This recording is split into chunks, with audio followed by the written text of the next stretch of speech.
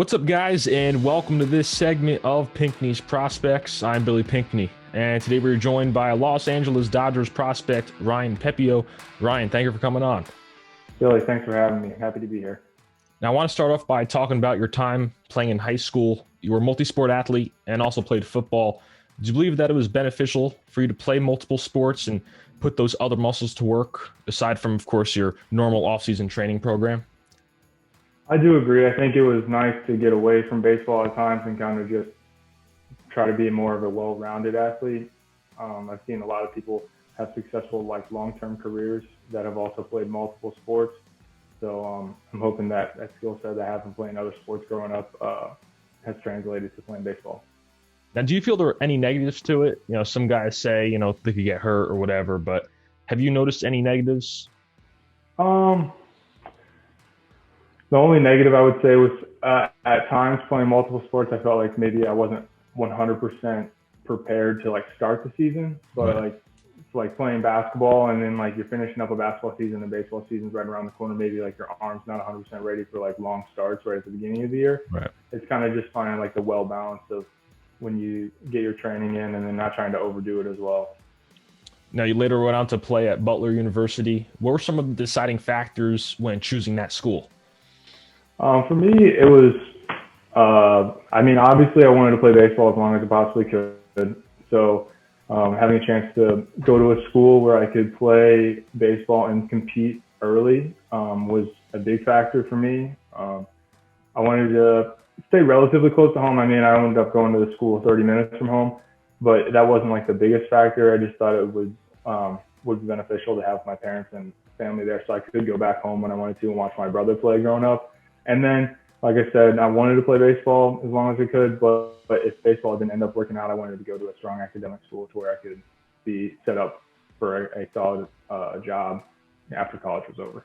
Right. Now, in 2019, the Dodgers drafted you in the third round. Talk about when you got that call that you were being drafted.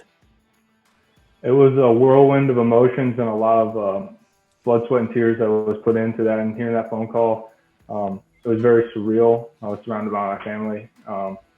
My brother, my grandparents, and my parents were there with me when I was just sitting there. And I got a text from my advisors at the time. They were like, "You're going here. Don't say anything." So then I kind of looked over my brother and I was like, "Kind of get your phone out, get ready because it's coming." And it's because my mom wanted a video of it. Right. And it was crazy because the live feed that was going on on the TV was a second or 3 seconds or something like that or behind of what the tracker was online. So my phone, and I had my phone ringer on just in case I got a phone call that I wouldn't miss it. Right. And next thing I know, my phone is just blowing up, and I was like, all right, it's happening right here. Just get your phones out. It's happening. I couldn't say anything, but it was an awesome experience and a day I'll never forget. Now, you only spent a part of a season so far in pro ball, but you clearly settled in nicely to the pro environment. Many guys talk about it being a difficult transition, especially with the extra days off in college in between starts. But what were some of the challenges that you noticed and adjustments that you had to make? Some of the challenges were a lot of the challenges I kind of faced was the language barrier. Mm-hmm.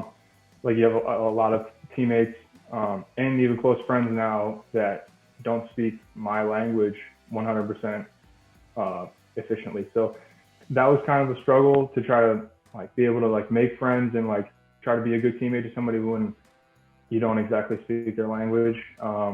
But if you just attempt to speak a little bit of Spanish, then it's kind of a little bond that's kind of grown because some of the Latin players will try to speak English and it's kind of a bond there.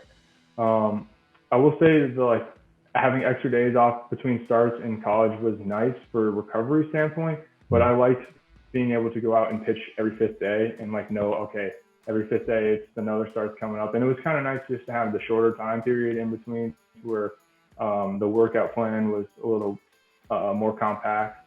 But really it was, I was on a shorter pitch count during starts. So it wasn't I was going 6-7 innings every time, throwing 100 pitches in every fifth day. I was only 2-3 innings where I had 35 pitches to work with. So They kind of just eased me into it to just kind of get ready for it. So that's about it. Right. Now, this past season was canceled, but the Dodgers invited you to their summer camp, and I watched a couple of those innings last night, and that must have been a really solid learning experience for you, since in the Intrasquad game, you faced the World Series championship lineup and did really well. What were you able to pick up from that experience? That experience was very, very cool. Just being able to be out there pitching in Dodger Stadium. I got the chance to work out there last off season, and so I had already been in Dodger Stadium working out before, and I had thrown on the mountain, so I was a little bit somewhat familiar with the surroundings, and not having fans there was probably a little bit of help without having 50,000 people screaming at me. But it was very, very cool to be able to have participated in that and just kind of gain the experience of playing against major league caliber players on a World Series lineup. And in the dugout, I was trying to like soak in everything the guys were talking about, being able to like chit chat with some of the veteran players and just kind of pick some brains a little bit just to kind of get tips and pointers from them. Right. It's almost like a mini MLB debut, against your own team. It's really cool. Yeah. Now, something else I also noticed was your nasty changeup, and it looks like you struck out Bellinger and Gavin Lux with it. And when I was watching, I had to stop it and zoom in and slow it down because it had some insane movement. Where did the origins of that changeup come from? That's something that you worked on your own? Correct. I worked on that on my own. I went out to the New Hampshire or New England League after my freshman year, and I kind of got exposed a little bit because my changeup wasn't very good. So I was just pitching off the fastball and had to throw a lot of fastballs, and college hitters can hit a fastball. So I just kind of, after that season, just started messing around with grips, and started throwing long toss with my changeup just to try to get like feel for it. And then was able to like tone it back and then dial it in from the mound distance. And I found the grip that worked and kind of like it mimics the fastball look, where how it came out of my hand and arm speed wise, to where I can get some deception with it and just kind of gone from there. Now, is that a 4-seam changeup or a 2-seam? Correct. 4-seam changeup. Wow.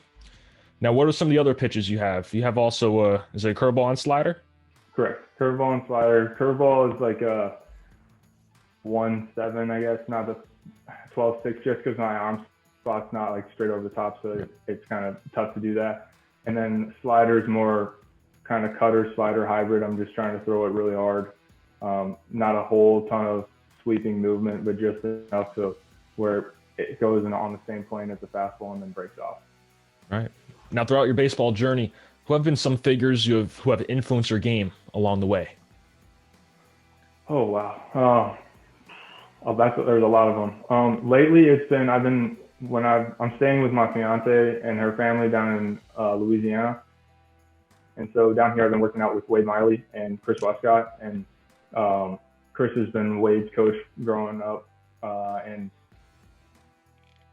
Chris is a strong family friend of my fiance's family. So he kind of took me under his wing and worked out with me. And then Wade was working out with him. So I get the chance pretty much every day when I play catch to throw with Wade Miley and just pick his brain. And then Wow. That's another guy I've been able to grow strong with. That's awesome. In a few sentences, how would you describe your game and yourself as a player? I'd say I'm a strong teammate. I want to do everything I possibly can to just help the team out, whether that's in the starting role or in the relief role. Whatever the manager has on the dock for me to help the team win is what I'm all about.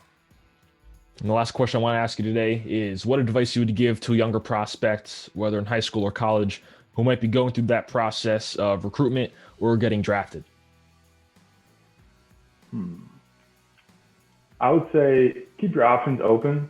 Don't get tunnel vision and look for all the shiny stuff, whether it's uniforms or massive stadiums or big school names. Find the right fit for you where you're going to get the chance to play, because if you're good, scouts will find you. And just kind of stay true to yourself and don't try to do too much. Awesome stuff, Ryan. I appreciate you coming on. Hey, anytime. Be happy to come back again if you ever invite me. Awesome. To all you guys watching, thanks for tuning in, and we'll see you next time here on Pinckney's Prospects.